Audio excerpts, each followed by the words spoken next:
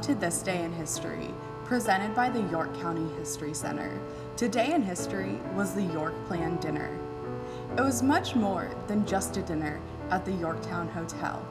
That evening, February 10th, 1941, the members of the Manufacturers Association gathered, and its officers presented the York Plan. The association's president, Robert P. Turner of New York Wire Cloth Company, is quoted saying, "Plants are the first line of the trenches." His words only reinforced the need to push forward. This plan brought York together into the fight of World War II to aid the Allies. They took to the radio to spread this news. Once it had been shared with the masses, these men needed to get ready for all they had taken on. Many factories would transition for wartime production.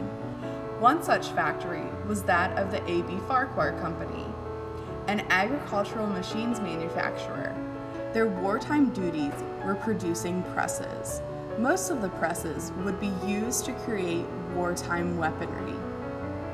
Like A.B. Farquhar, many York companies pushed to meet the needs of the Allies. Their hard work and determination would influence other communities in America to do the same. If it weren't for the local Manufacturers Association, there may not have been this wide amount of support from York during this time of need.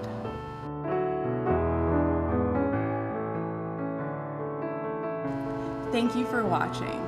Please like and subscribe.